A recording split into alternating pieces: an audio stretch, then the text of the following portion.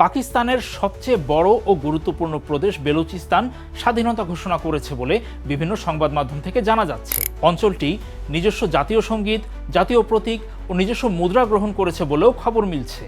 এমন এক সময়ে রাজ্যটি এত বড় ঘোষণা দিয়েছে যখন সেখানে এবং পাকিস্তান নিয়ন্ত্রিত কাশ্মীরে তীব্র অস্থিরতা চলছে।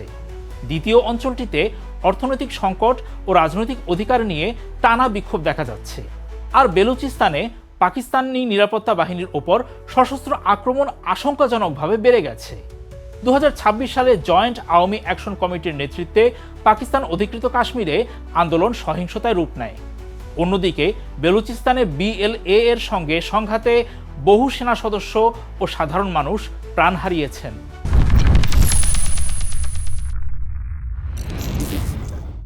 এই অবস্থায় কয় দিক সামলাবে পাকিস্তান? কৌশলগত গুরুত্বের বিবেচনায় দেশটি কোথায় বেশি জোর খাটাবে? বেলুচিস্তান অগ্রাধিকার পাবে নাকি পাকিস্তান নিয়ন্ত্রিত কাশ্মীর?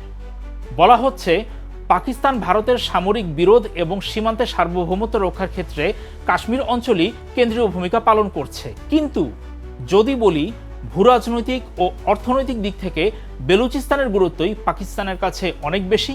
বেলুচিস্তানের ভৌগোলিক ও সামুদ্রিক অবস্থানটি প্রথমে বিবেচনায় নেওয়া যাক। রাজ্যটি আরব সাগরে পাকিস্তানের প্রধান প্রবেশদ্বার। গদর, অরমোরা ও পাসনি উপকূলীয় অঞ্চলের মাধ্যমে এটি পাকিস্তানকে কৌশলগত সামুদ্রিক সুবিধা দেয়। অন্যদিকে পাকিস্তান নিয়ন্ত্রিত কাশ্মীর প্রধানত একটি পাহাড়ি সীমান্ত অঞ্চল। জায়গাটি ভারতের বিরুদ্ধে সামরিক বাফার জোন এবং পানির জন্য গুরুত্বপূর্ণ। পাকিস্তানের জাতীয় নিরাপত্তা ও পরিচয়ের সঙ্গে স্থানটিকে জড়ানো হলেও সেখানে কোনো সমুদ্র বন্দর বা বড় বাণিজ্য অবকাঠামো নেই। ফলে পাকিস্তানের অর্থনীতিতে এর অবদান সীমিত।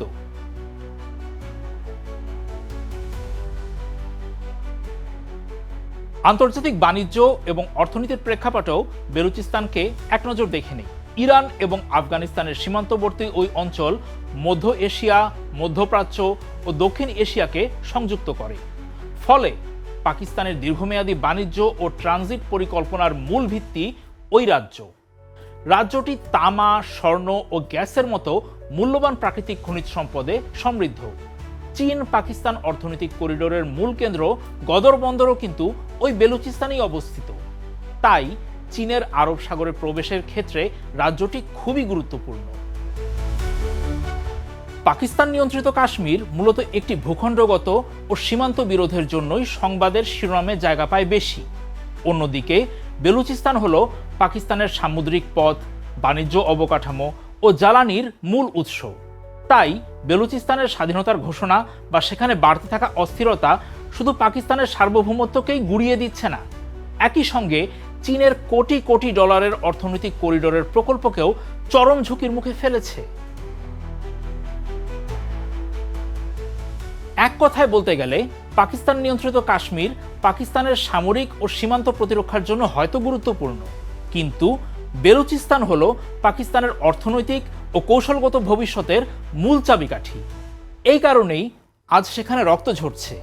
17 জুলাই স্বাধীনতাকামী বালুচরা মাস্টাংয়ের কাছে একটি পাকিস্তানি নিরাপত্তা কনভয়ের উপর অতর্কিত আক্রমণ চালায়।